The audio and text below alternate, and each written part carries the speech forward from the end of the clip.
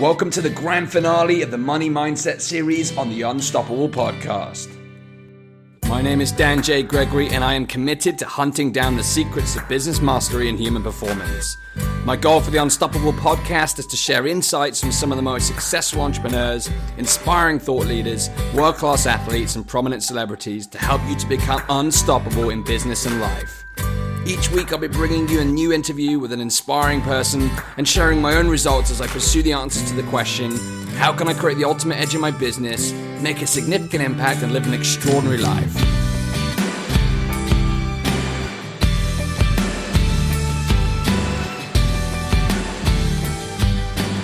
Welcome to episode 84 of the Unstoppable podcast and the grand finale of the Money Mindset series with very special guest, Garrett Gunderson.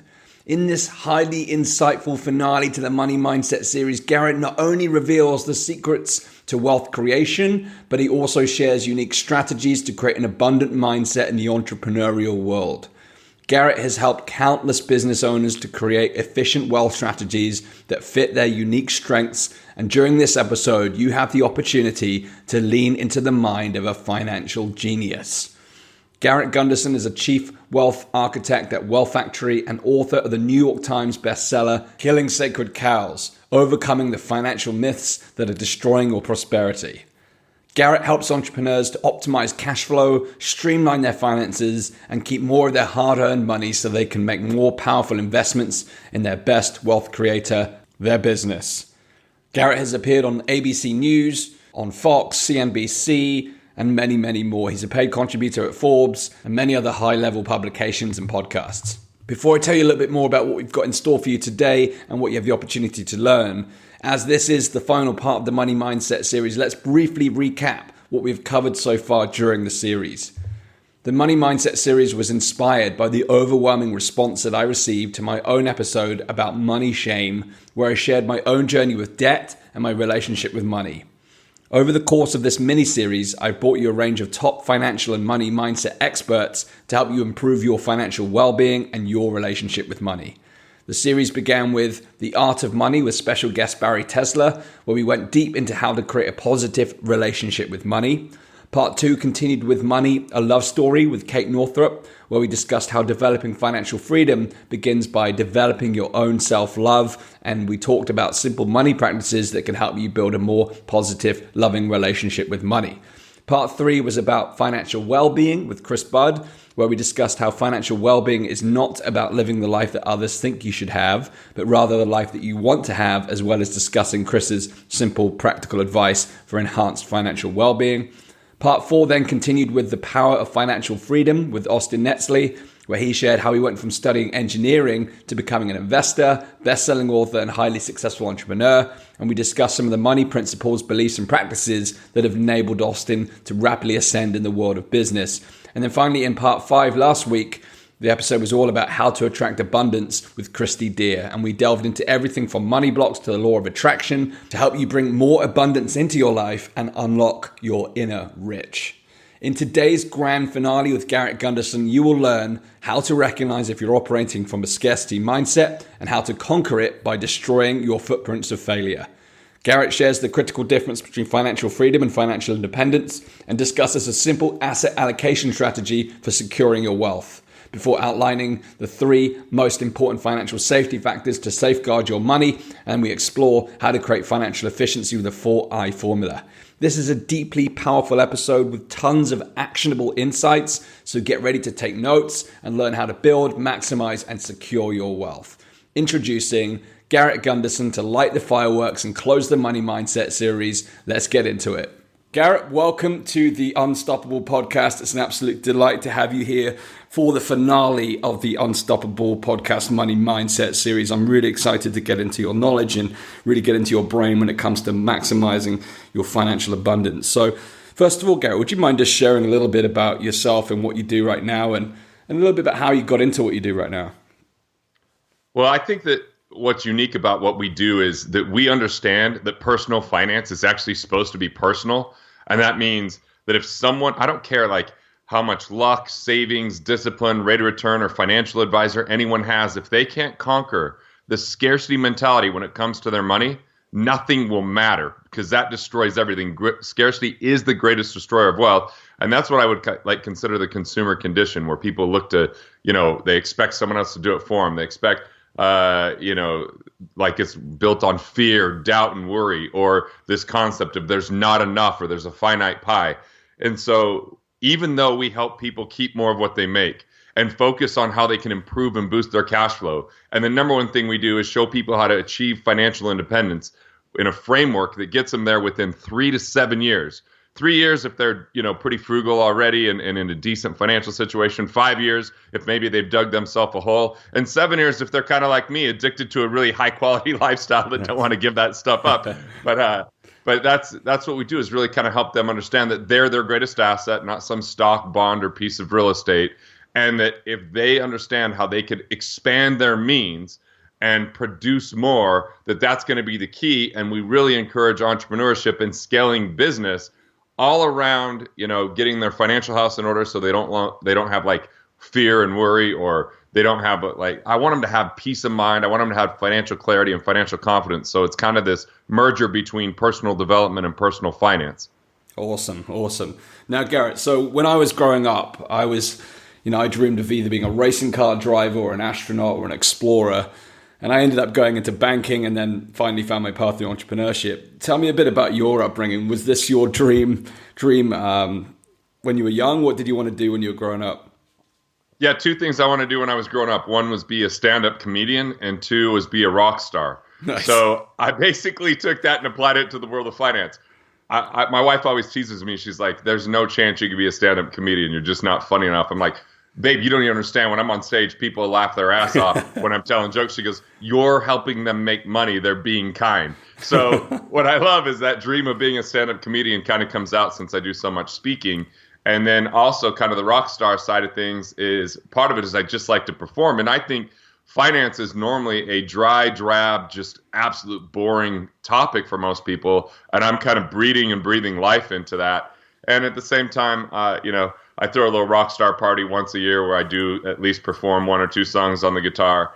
And my kids think I'm pretty good at guitar. So, I've got a decent thing going there. But yeah, I got into money and finance because I owned a car detailing business and won $5,000 for being the Young Entrepreneur of the Year. Wow. And unlike other teenagers, I wanted to invest that money, man, because I was living in this small, shitty coal mining town with 12,000 people. And I thought my way out, and the way to prove that I was successful was to become a millionaire. And so I had this $5,000, wanted to turn that into $1 million somehow. And that was a hell of a rocky road, but it led me into the financial services field. Wow. So how was that path then? So when you made that decision, could you kind of summarize some of the challenges you faced that have now shaped who you are today? Sure. So I won that money, and I immediately thought, okay, I need to invest this. But look, my half of my family is this Italian immigrant family, the Aquino family, and their kind of money management method was to actually literally put money in Folgers coffee cans and put them in the cellar. It was also rumored that my aunt buried money in her backyard, and they lived like paupers. I mean, shit, they had a decent amount of money, but you'd never know it because I think they had the first dollar they ever earned. So they were kind of living out this scarcity mindset. And so when I told my mom, hey, I want to invest this money, she's like, well, you're under 18. I'm not going to sign off as a custodian. Just put it in the bank. And I was like, that was pretty boring to me. But at the same time, I just started to interview people I knew that had money. So the president of the credit union was actually a client of mine from a car detailing standpoint. They would repossess vehicles. I would clean them for them. So I asked him where to put it. And when he told me a CD, man, I did the math. I think most people know the rule of 72. You take the interest rate, divide it into 72, and it tells you how many number of years it takes for your money to double. And dude, that seemed like an eternity for me as a kid at that time. So I went and talked to my uncle because he had more money than, he had a bigger house than anyone I knew anyway. And my aunt said that he made all of his money by being an executive and a VP for a large conglomerate, not making money in the stock market. So the more people I asked questions to, kind of the more confused I became. But when I was 18, there was a firm that was kind of a bottom feeder firm that was just willing to say, oh, look, man, just take your money, and rather than invest the $5,000, take $70 a month and put it into this variable universal life insurance policy, which was basically mutual funds inside of an insurance plan that cost 20% more than other insurance plans. And they showed me this stupid 18% rate of return every year. And they said, hey, look, in 30, 40 years, you're going to be a multimillionaire off your little $70 a month. But, dude, I was a nerd because I went to school and I was in college and had an econometrics course. And I actually did a thesis on will this work out? And it had not only a 100% chance that it wasn't ever going to show the returns that they showed me, but it had a 98.7% chance that it was going to fail, funded at $70 a month. And you know what? I just started asking more questions, and that's where people came and they said, look, man, we'll offer you an internship. But Dan, here's the code for internship. Hey, you could take this test and pass it. Tell people you're a financial advisor. But what we want you to do is bring your family and friends to us so we can peddle them shitty products. And that's kind of how I got my start, unfortunately. Wow. But it also taught me a lot because in 98 and 99, my family and friends thought I was a little boy genius wonder, like, oh, man, our money's doing well because everyone was doing well during that time. But in 2000, when the market went down and my firm was telling me to feed them a line of crap like, oh, you're in it for the long haul and it takes money to make money and dollar cost average and the market's on sale and all this nonsense, man, I wasn't wanting to go to family reunions and look them in the eye. They're awkward enough half the time. Now I got to go and I'm not making them money or losing their money. And I just wasn't willing to tell them what everyone else was telling them. So fortunately, I had this mentor in college that used to be a fund manager. He managed $5 billion in muni bond funds and was the number one guy.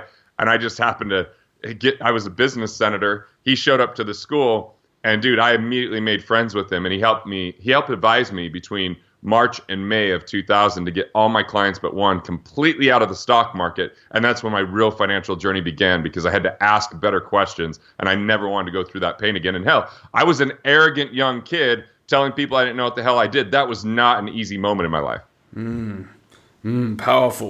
Powerful stuff. So I want to tap into this piece around the scarcity mindset you've mentioned a couple of times, and I know for sure that when I first started out, at least unconsciously, I was operating from that mindset myself, and it was showing up through fear, self-doubts, low self-worth, and all these kind of things at the beginning of my journey. And I've kind of worked hard, and this part of this podcast has been about sharing that journey, the whole unstoppable way, about moving from that, transitioning from that scarcity place to the abundance. But talk to me about your experience of scarcity mindset and how does someone firstly identify that they're in that mindset and what's the first kind of steps they need to take to get out of that?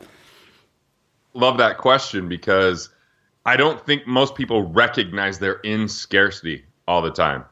Like when I remember this guy that I knew really well, financial guy that got into some financial trouble, had some real estate investments. He was over leveraged. It didn't work out. And when he called me, I was walking him through everything. And I was just having a conversation saying, look, man, you get to learn a major lesson here because there's other people that are going to go down this path again. What you choose to learn from this is up to you. And if you don't learn the lesson, it's going to repeat and it's going to get worse.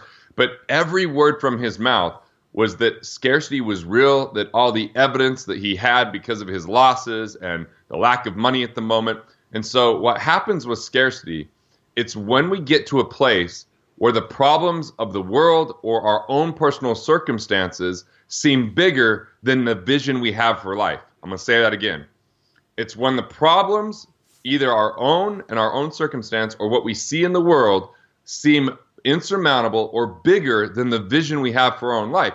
So that's when people kind of lose sight of a powerful future. And people that gain power are ones that have a compelling future that they're living into, that they're excited about, that they're inspired by, and that is bigger than any minutia, bigger than any situation, bigger than any, bad relationship, bigger than any loss, that they can say, look, I'm committed. And that's where people get extraordinarily resourceful. It doesn't take money to make money. That's a scarcity mindset. It takes value creation. It takes solving problems. It takes serving others. It's a resourcefulness issue.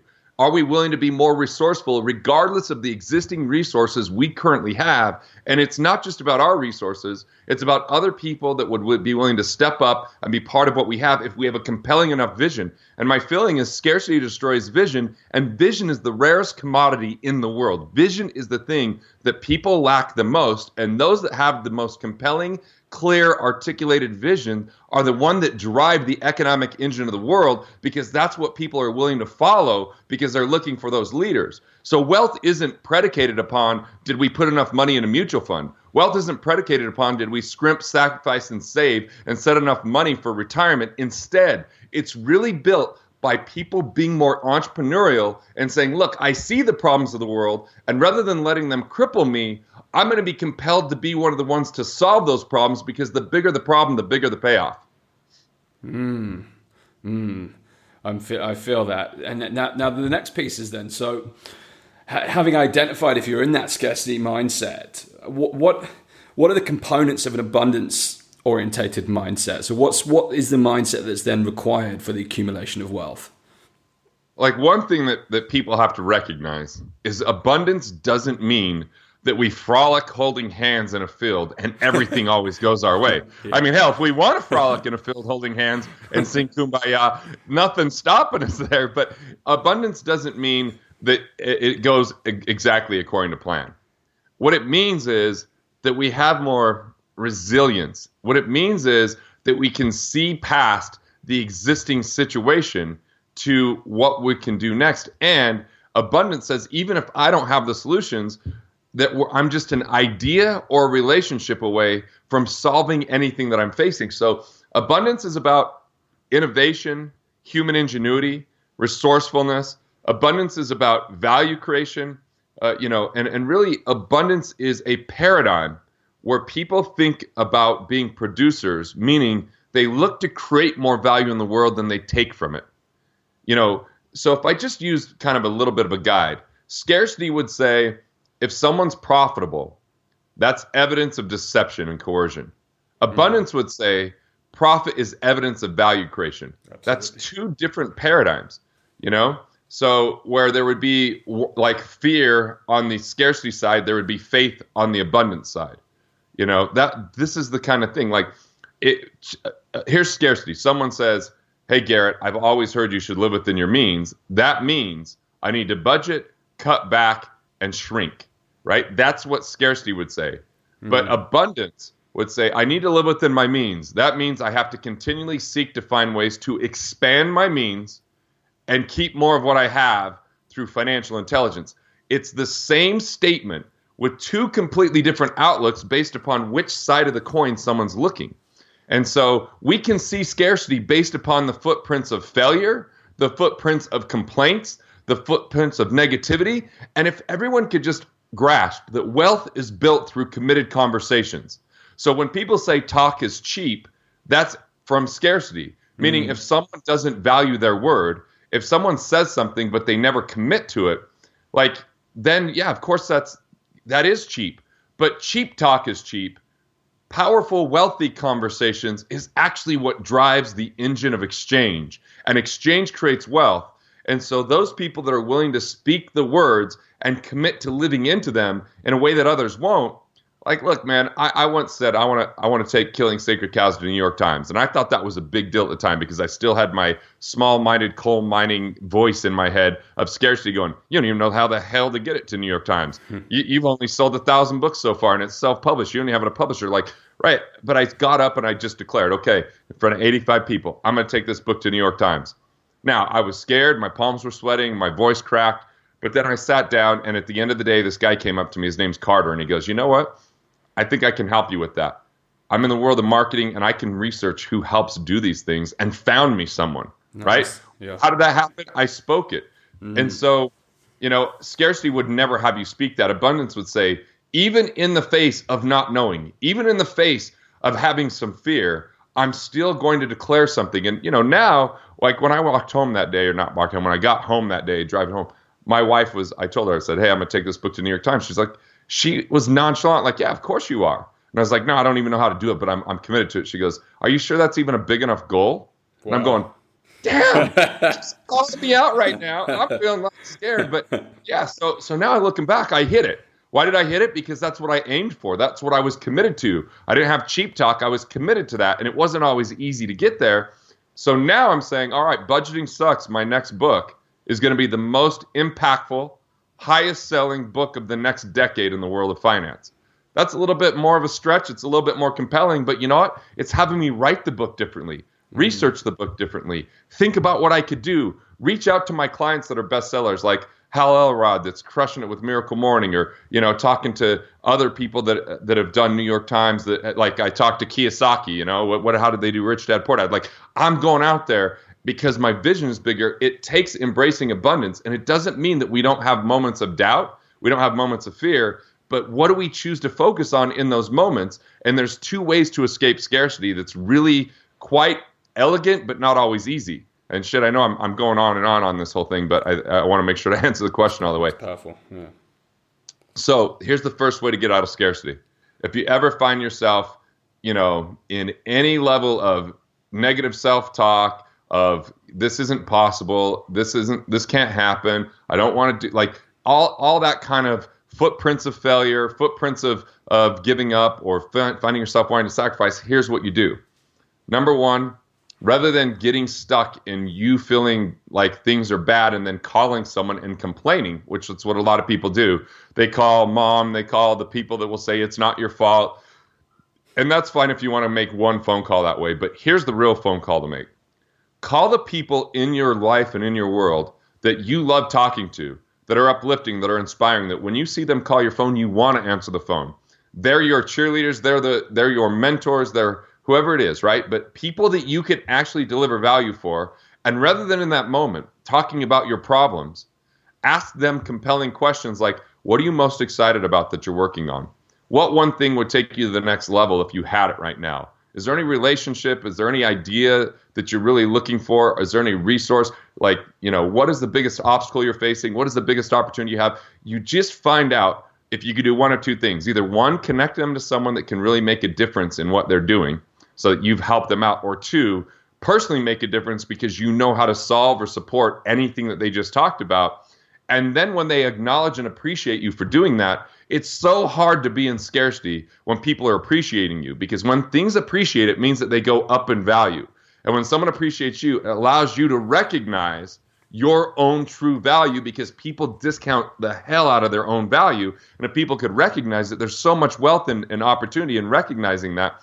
And the second thing to do if you're finding yourself in that situation, you either call a peer or a mentor and you tell them what you're facing, because when we're in scarcity, it's hard to ask the questions that get us to the place of abundance. It's hard to find those solutions because the higher the emotion, the lower the financial intelligence.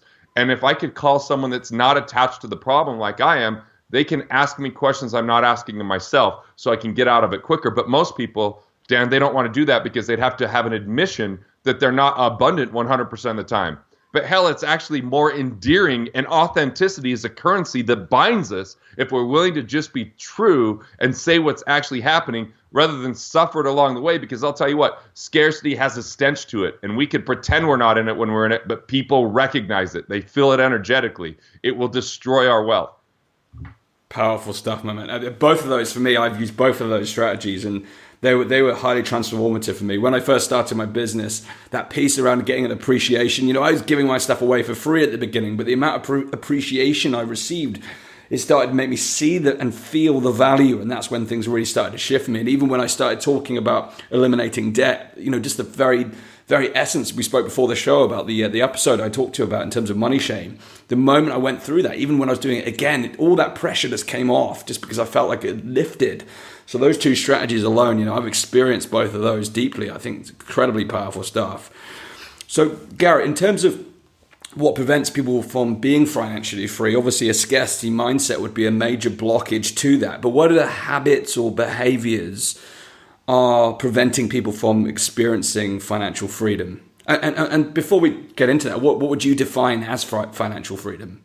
Nice. That's right where I was going to go. So you read my mind there. Or maybe great minds think alike, whichever one we want to say, right? So financial freedom, my definition is, it's a state of being where money is not the primary reason or excuse why we do or don't do something. So it's a state of mind. It's not a state of what we have. It's when money is not the primary reason or excuse why we do or don't do something. Now, that's financial freedom. Financial independence, which I mentioned earlier, is a place where we have enough cash flow coming in that's recurring that would cover our basic living expenses. That can come from one of two places: investments or entrepreneurial income. What I mean by entrepreneurial income is that income that comes in even if you don't show up the next day at the office. Entrepreneurial income is not the time when you're being a technician and when you're required to be there to make the money, but it's when you have a team, a vision, or something that can operate without your direct involvement. And look, either of these things don't mean that they're completely passive. They still require monitoring, maintenance, and management over time.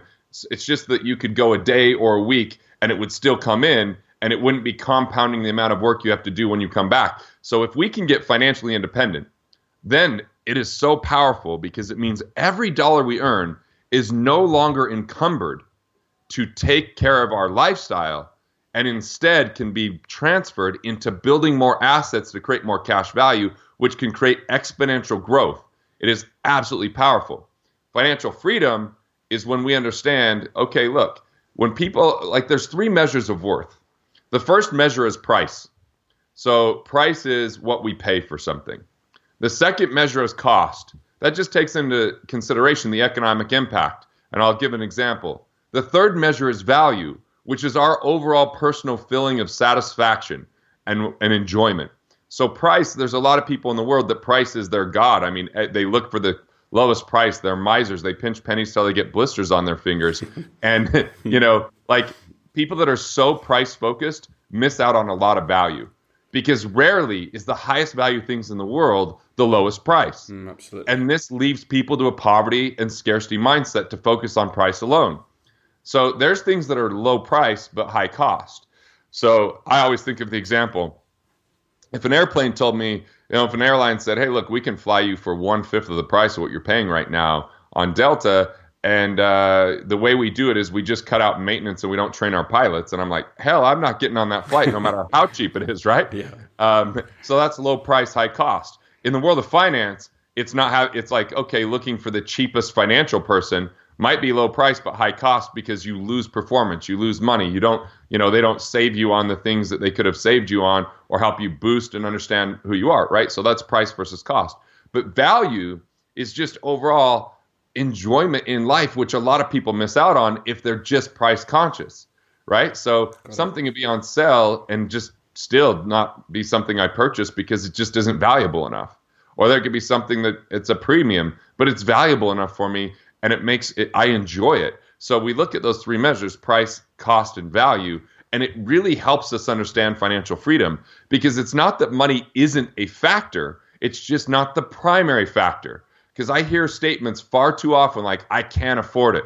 I'm like, that is the most debilitating declaration that means that you've absolutely turned your brain off from thinking, instead of asking, what would it take if I value that enough? Yes. How could I afford that? What could I do to deliver more value in the marketplace? What other things could I monetize? How could I reach more people? Here's the simple way.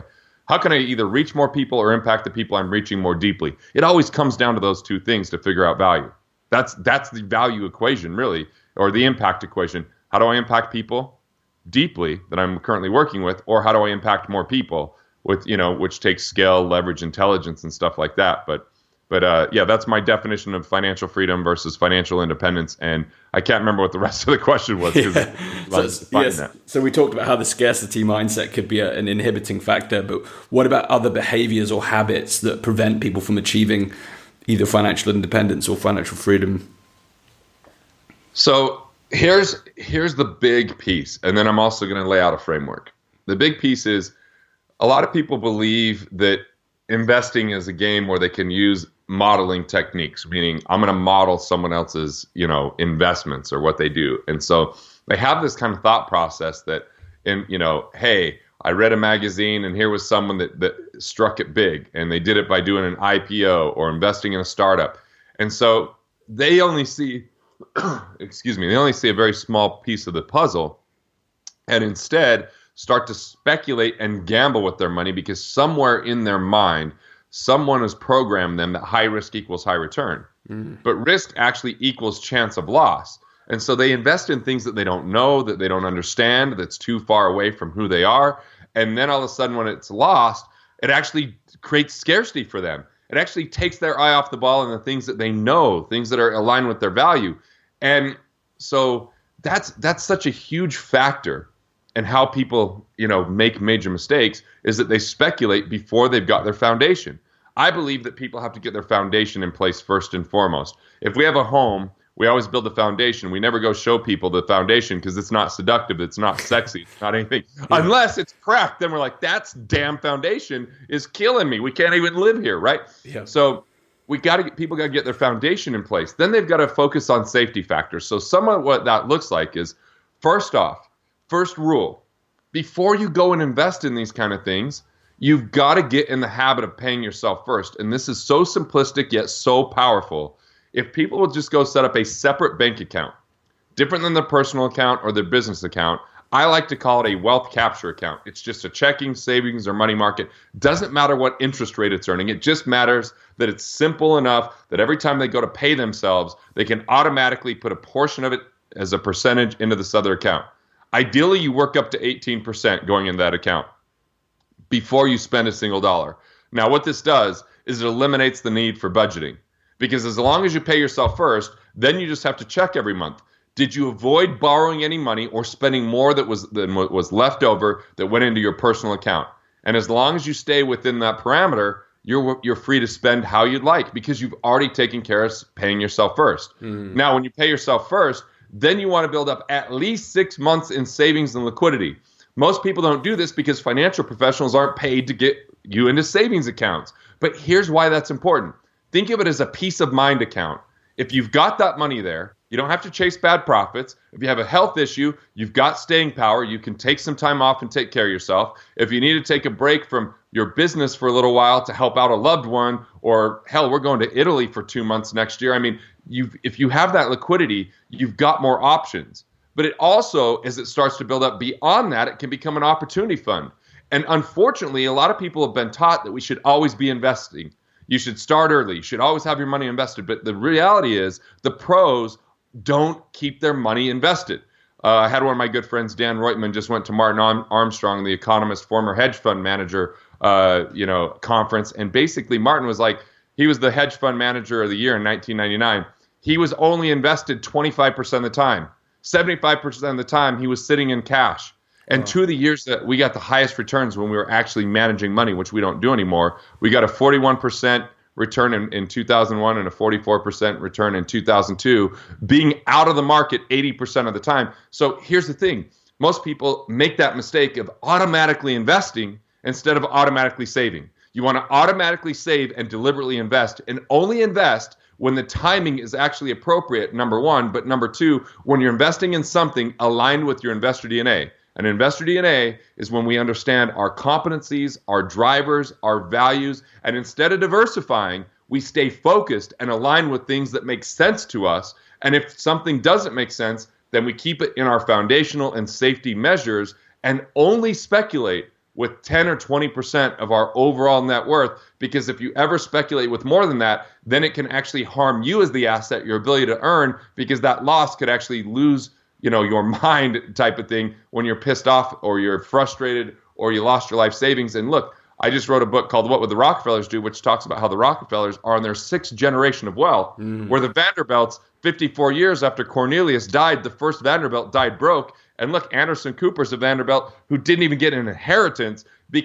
and they had more money than the U.S. Treasury at one time, the Vanderbilts. Crazy. So they didn't invest in what they knew. They invested in crazy things and schemes outside of their core business, and it destroyed an empire. Yet the Rockefellers have built their own family office, which is basically their own financial firm that only works for them. And the highly affluent and wealthy have that, and the rest of the entrepreneurs miss out on that. But if they could build a team in their financial life, just like they build a team at their business that is high quality A-teamers, they communicate with them, it's proactive, and their number one rule is we don't lose money, they would be infinitely better off moving forward. So I just gave quite a bit in a short period of time, and there's still more missing pieces to that. But that's a big piece of it, is we can't lose money or else it's going to drive scarcity. And we can't invest outside things we know because it's going to create uncertainty, and uncertainty is a cousin of scarcity.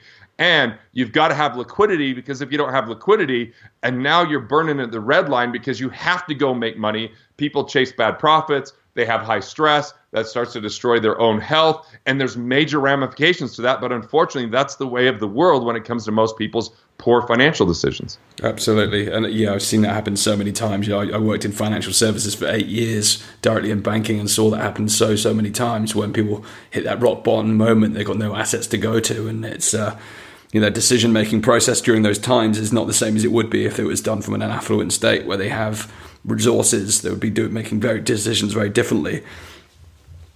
Yep. So one thing I want to talk about, you talked a little bit about asset allocation in terms of paying yourself first. So what's the kind of spread people need to think about in terms of their overall income, and how should they distribute each of, into different pockets or buckets, however we want to describe it? Well, I came up with the 18% because of 6 factors that are all worth 3%. So you pay yourself first. And here's the deal. If you can't get the 18%, you just start somewhere. Progress is better than perfection. Done is better than perfect. So if there's any action you take from the podcast, you go set up that separate account. You start paying anything. But I will say there's, one term I'll use is just to keep this in 4 eyes. I call it the 4 eyes. They're the 4 eyes where people can be more efficient with their money, keep more of every dollar they make, especially business owners tend to overpay on these factors. Number 1 is interest.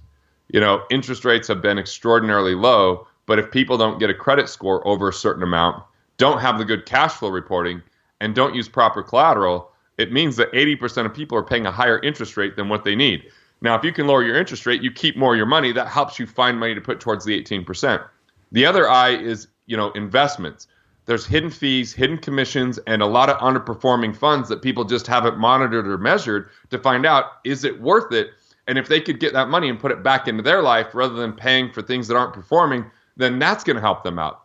The next I is insurance. There's a lot of people that have duplicate coverages, duplicate cost, improper structure. Once again, if you have money that's sitting in a savings account, you could increase your deductibles, or you could drop short-term type of, small potatoes type policies and only insure catastrophic things and handle all the inconsequential things with your cash. So all of a sudden you're getting kind of a return off your savings just because the money it's saving you on insurance. So there's 3 of the I's. The 4th I know we got an international base here, but I just say IRS, but just any tax service organization, whether it's Canada Revenue Service or whoever it is in your country, I find that most entrepreneurs, and in our estimate, in our study, it's 93% of entrepreneurs overpay on their taxes. And this is one of the biggest bills that people face. So if you get those 4 I's and you put that back in your life before you even save an extra penny, then you start putting that towards the 18%. Make sure you get at least 6 months savings set up before you start allocating money into other investments. But if you're a business owner, before you go fund some other investment outside of your expertise, outside of your business, I want you to consider 3 P's inside of your business. One is, do you have the right people? And go back to the 3 measures of worth. The wrong people might be low price but high cost to your organization because they occupy time in your mind. And Steve Jobs said that the highest return he ever got was hiring A-teamers because he got 100-to-1 return. He said they were more expensive, but they were infinitely more productive. And IBM did a project where they said an A-teamer was 5,200% more profitable for an organization than a B or C teamer. So before you go invest in something else, invest in your people. Invest in processes so that you have a systematic way for those people to perform without your involvement every step of the way. So having good operations, which might even mean hiring an operations person. And the 3 P, third P is what I call procedure, which is really means automated procedures, meaning the use and leverage of technology so that you can create scale in your business. So you know what's going on more in your boardroom than these other boardrooms. So make sure your business is as profitable as possible, and make sure that you don't have any interest rates on your loans that are higher than the interest rates you're earning with investments. Because if your investments are a lower interest rate than your loan to a bank, pay those loans off. Consider that part of your allocation with your money once you get your 6 months of savings in place. And then rather than think about complete diversification, think about focus. Andrew Carnegie said he put all of his eggs in one basket and watched it like a hawk. Warren Buffett says, I buy, he's like, long term, I'd like to do 20 investments. He just has more money than 20 investments, but he says most people should look at that over their lifetime, where most people are making far too many investments that they can't relate to, that they don't understand. They don't have exit strategies around. They don't know why it would work, what the value proposition is, which is how they benefit, how whoever they gave the money to benefits, how the marketplace benefits, why it would be sustainable, how they benefit today and in the future. And so before you go invest a single dollar in investments, that you have to ask someone else, and rely upon their advice. Invest in your own investor DNA in figuring out what a good investment is for you. I have people all the time say, hey, is real estate a good investment? I'm like, to whom? I mean, it's a good investment for people that's their business and they have expertise in it. It's a terrible investment for someone that's tinkering with it and doesn't understand it. Someone asked me, is tax lien a good investment? I'm like, once again, it depends on who you are. Or, is cash value life insurance a good investment? I'm like, it depends on your structure and how you know how to use that tool or how to fund it properly. I'm like, what people have to understand is risk isn't in the investment. It's in the investor and how that investor relates to the investment. So the key is build your baseline, make sure that you have liquidity, pay off high interest rate loans, and then invest and make sure your business is producing as much as possible. And once you feel like your business is funded properly and you've got that liquidity, then maybe make speculative investments with no more than 10 or 20% of your overall net worth. And to me, that's kind of the asset allocation model. Awesome. And it kind of leads me to my next question. I had a guest on the show recently called Jill Stanton. She has a business called Screw the 9 to 5. And she was talking about the different stage of marketing depending on where your business is, whether you're a startup, you've hit a certain level of growth, and then the next level of growth, and the next level of growth, and how the activities and responsibilities shift in your business as you progress your business and as it grows. I was really fascinated to think about that in terms of a financial standpoint. So what should someone's priority be when they're in the kind of startup phase in the business versus when they're in that real growth stage? How do those priorities differ, and how do people need to think about things differently when they're in the different stages of business? One of my great friends, Rich Christensen, wrote a book called The Zigzag Principle. And in that book, he says, you want to have a vision, but you want to zigzag your way there. You don't run straight towards it or else you run out of gas. Yeah. His compelling argument is, you always focus on cash flow first. He says, hell, he would get out in the street in a pink tutu to make sure his business had cash flow first. So cash flow is the priority. It's the lifeblood of the business. Then you get resources. Then you go to scale. But then it's always refocusing on cash flow to make sure that this thing is viable and everything that way. So I think a lot of business owners fall in love with their business ideas, fall in love with their business, and therefore put too much in too quick or try to overdevelop, or try to offer too many things and make it too complex. Hell, I'm guilty of that at times in my life. So if instead it was like, it's kind of like the Lean Startup. That's a great book. It's talking about what's the minimum viable product, cash flow from that, and then start to add the resources, then start to expand, then scale it. Because I think some people try to go to scale a little bit too quickly and they're disconnected from the business or the financial reports of the business, or they're growing so quickly that it starts to kill the cash flow, or we grew so fast in 2010 that our customer satisfaction went down because we weren't able to work with them as closely. We didn't have the customer intimacy that we were used to having. We took on 350 people in a year. Our normal cap is 125.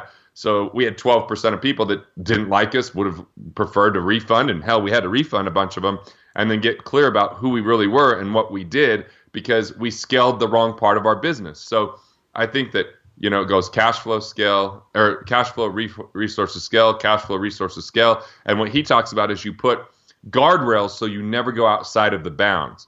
You have your non-negotiables, non-acceptables, you create your business rules, and then you stick to them so that you don't find yourself in that trouble or making that mistake or going all in and not having it work out on the timing, because business is a series of imperfection. Business doesn't go exactly according to plan. Sometimes it's a surprise for the best, sometimes it's a surprise for the worst. But the thing is, those that have plenty of cash have staying power and they can handle it.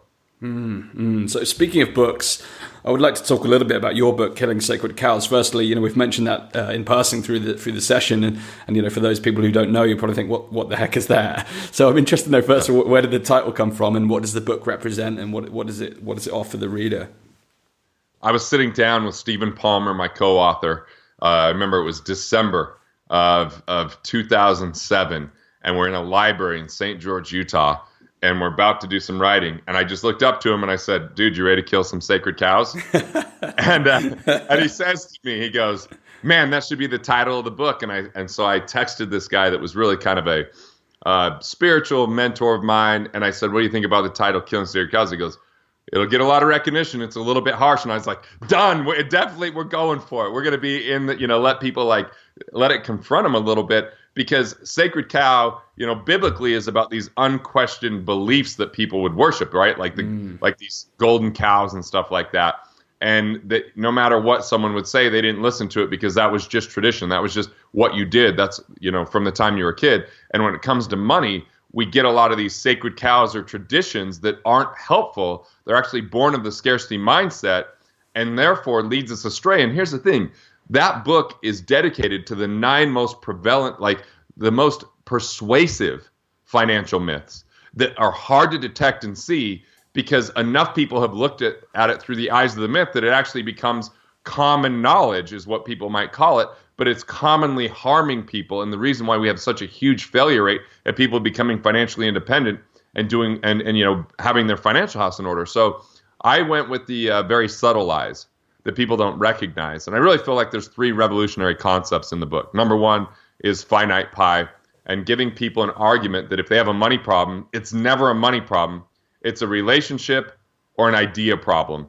And that's what drives all of the financial capital in the world anyway. And I help them detect and understand when scarcity is getting in the way of them building more wealth, and why that leads to levels of guilt, leads to levels of like how to deal with family members in that. And then there's 2 other chapters. One is called Avoid Debt Like the Plague. 99% of the population defines debt improperly. And therefore, if it's defined improperly, they don't know what they're avoiding or how to handle it properly. Yeah. So that's a pretty powerful chapter. And there's another one called Self-Insurance.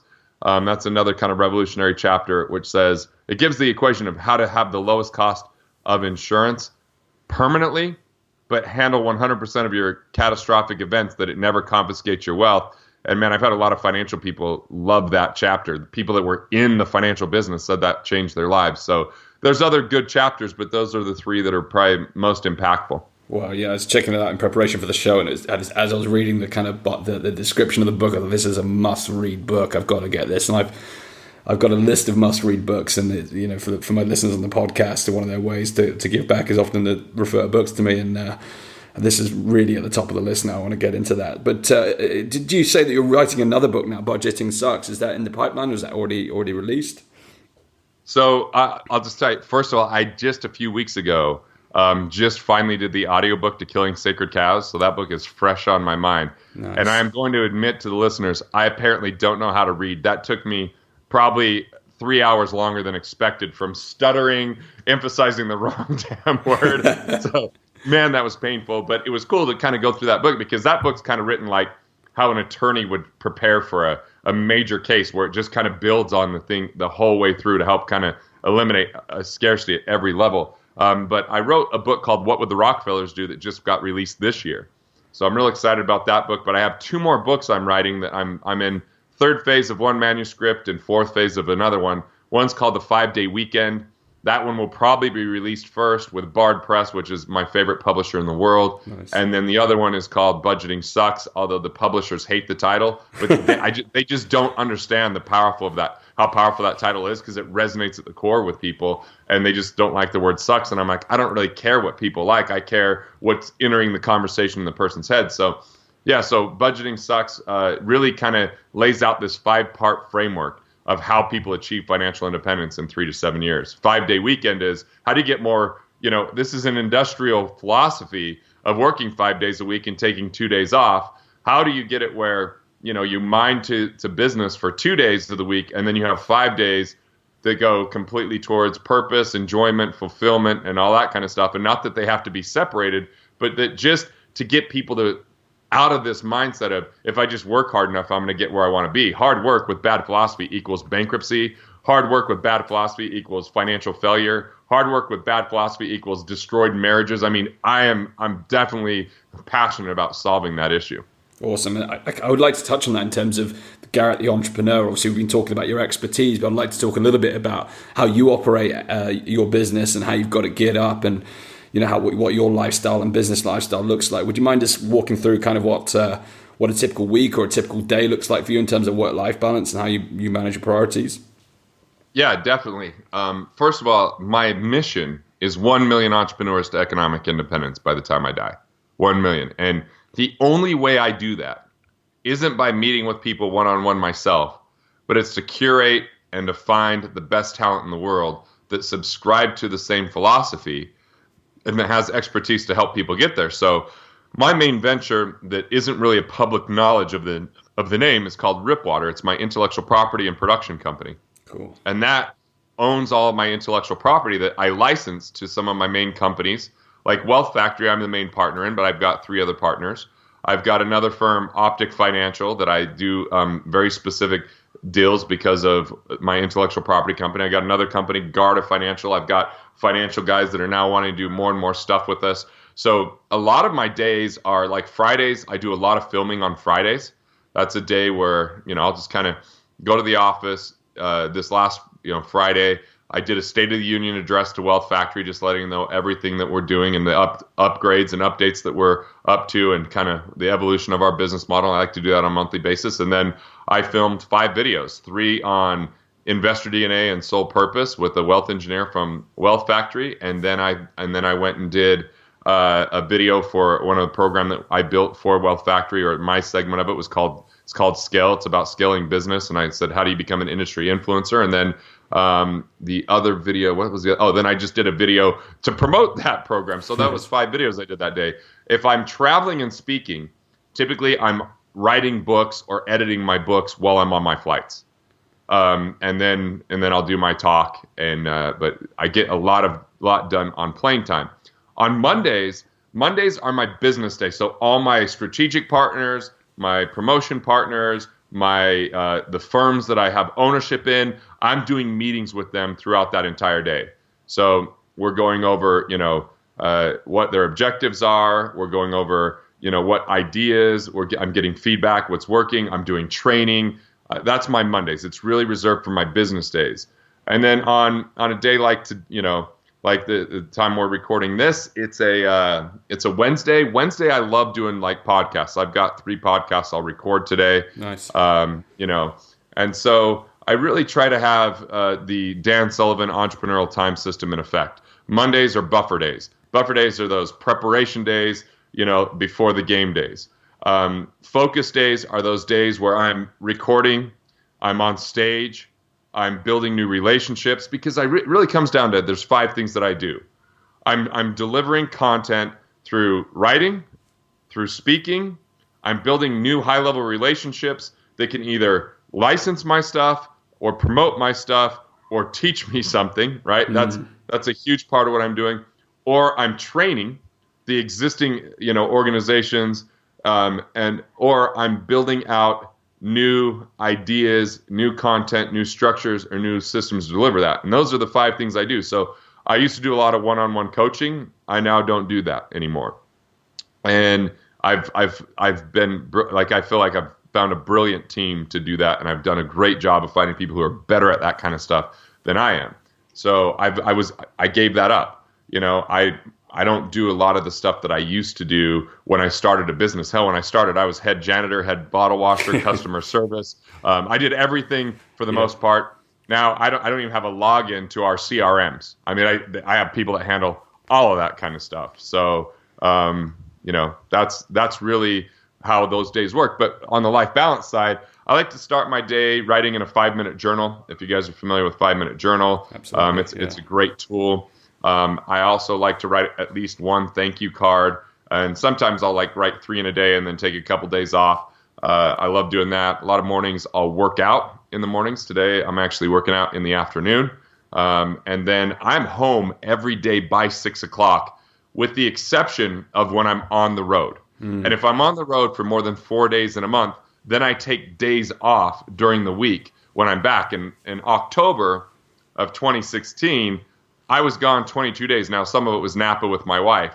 I learned really quickly I don't ever want to do that again, and I just overextended myself for that month. I had been home for a while, because now it's like, well, the cool thing is I'm taking a lot of time off. I'm taking all of June and July completely off, other than hosting a mastermind in Italy while I'm out there and just having friends come in, because I banked a bunch of days from doing the speaking and these road trips. So that's kind of a little bit about it. But I'll tell you, I am consistent with date night every single week with my wife. We had date night last night. It was phenomenal. Actually, it was hosted by Marcy Locke, who I know has been on your podcast before.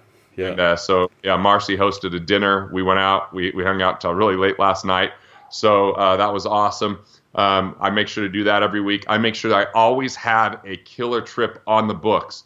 So Italy's on the books. A cruise with my entire family, including my sisters, my parents, is on the books. We always have, we even have a trip to Vegas where we're going to go and see some cool shows and stay at a great hotel. Like, we always have something to look forward to that's on the books. And every week I meet with my wife as a business meeting to just talk about, what's going on with the kids. What are the things here's my travel schedule. How are we doing on a scale of 1 to 10? Sometimes we're sipping coffee, sometimes we're sipping wine. We listen to the record player. We used to do it at my office. Now we do it at the house. Nice. And it's a pretty enjoyable little conversation, but it keeps us from having to talk about business the rest of the week because we now have reserved time for it so that we can really enjoy each other's company and not be dealing with finances outside of that meeting, not dealing with, like what work needs to be done around the house or, what I need to do to kind of support the kids. So that's a lot of it, but man, I'm really strict on being home. And if I showed up after 6 o'clock, I mean, I say 6. Most of the time, I'm home by 4:30 or 5. Nice. I mean, there's been so much I've learned from this show, but that last piece there, that's something I'm going to take away because on a personal level, that's something I need to get right in terms of having that quality time with my partner and. Just making sure those conversations aren't taking place throughout the week as a continuation. Having that one meeting on a weekend will just take care of that. That's a really, really compelling idea. So thank you for sharing that. You bet. So I just want to finish up now in terms of most of the listeners are entrepreneurs, business leaders. So they've been listening to the show and they've got loads of great value from our session today. For the listeners, where is the best place for them to enter your world now? So if they want to find out more about you, your work, where is the best place for them to start? Well, we didn't discuss this, but I'll say this, and I guess you can edit it out if you want me to send them somewhere else. But if they want to do a text opt-in, I'll give them a download, and I'll basically buy them a copy of my new book, awesome. The What Would the Rockefellers Do? So that's 801-369-7211. That's 801-369-7211. That's a United States phone number. And they just put in the subject line, WWRD, as in What Would the Rockefellers Do? WWRD, 801-369-7211, WWRD. So that's a great, and if that's hard, if that text opt-in doesn't work, you can go to wealthfactory.com/Rockefellers/book and download it there.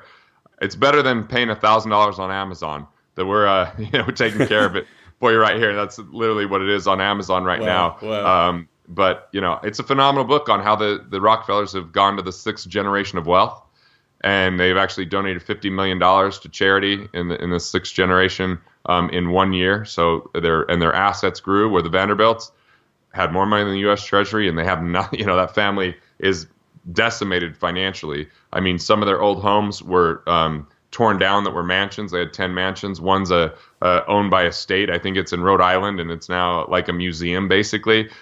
So there are definitely different ways to do things, and that is a really good, high strategy book.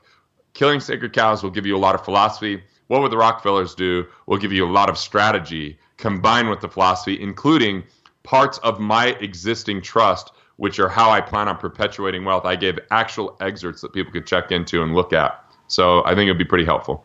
Awesome, that's really great. And both the links will be in the show notes in the episode. So another piece, you've been talking about the kind of financial DNA. If someone wanted to find out more about that side of things, where would they go to find out about those kind of things? I think that, so here's a couple things. Wealthfactory.com/megakit. So MEGAKIT. There's some killer resources in there. And wealthfactory.com/scorecard. Those are some resources to help you kind of figure out a little bit more on the investor DNA side, because that's something a lot of people want to know more about, but it's really something we proprietarily developed. They can also go to Forbes.com and follow me. I contribute regularly, about 5 articles a month to Forbes as a paid contributor. So there's also some good resources there. They just look me up there. But this is all kind of stuff that we're giving to them, or that but they're high value, so that we can build a relationship, obviously, and hopefully over time get to know someone even better, see them at one of our workshops or have them in one of our programs. But I kind of believe lead with value. Likewise. I love that. Well, Garrett, it's been an absolute pleasure speaking with you today. I've learned an incredible amount. I cannot wait to share this. This has been a phenomenal finale for the Money Mindset series. And I just want to close on one final question, which I ask every single one of my guests, and that is, what does being unstoppable mean to you? Being unstoppable means I don't have to go alone. I just have to be willing to be with great people and be willing to communicate with them. Because at that point, if I'm not feeling great, if something is a temporary roadblock or a small setback, I could learn from it, and other people will be there to kind of take me along. The saying, it's like, if you want to go fast, go alone. If you want to go far, be with a lot of people, have a team. That's what it means to me. Very powerful. Garrett, thank you once again for unleashing your greatness on the Unstoppable podcast. It's been absolutely mind-blowing. A great finale to the Money Mindset series. It's been a real pleasure connecting and finding out more about your work as well. So thank you so much. Thanks, Dan. Great interview. Really enjoyed it, and appreciate being able to share this with everybody. So there you have it, folks. You have just been listening to the rock star of the world of finance, Garrett Gunderson. I have taken so much away from this episode. I've already listened to the episode back twice myself just to really embed some of the messages that Garrett shared, and I really encourage you to do the same and take some notes throughout the process. I hope you've enjoyed the Money Mindset series, and I really hope it's added value to you and really helped you create your own mindset changes and required to create the financial transformation that you want to create in your life. And there's much more coming up on the show. I've got another brand new series kicking off in December. Very special series is about mastery and marketing and how you can grow your business in 2017. So it's going to be really, really impactful. Hopefully you've taken a lot from this series, and I can't wait to bring you some real rock stars again in the next series. So that's all we've got time for today. The last thing I will say to you is I am about to go into a launch phase of the Unstoppable Entrepreneur Program. It's my online program, a group boot camp program. My clients say it's a high level intensity program, but it's really designed over 8 weeks to help you transform your business and get you real clarity about how you're going to find that growth center in your business.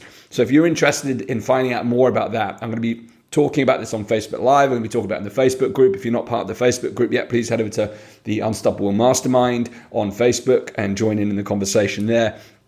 But to track through everything we're going to talk about, to stay in touch with the webinars that's going to be coming up, I strongly encourage you to go to danjgregory.com and subscribe to my newsletter there. You'll receive all the information about the upcoming launch. I really think if you're in business and you're looking to get to the next level of growth, this program could be right for you.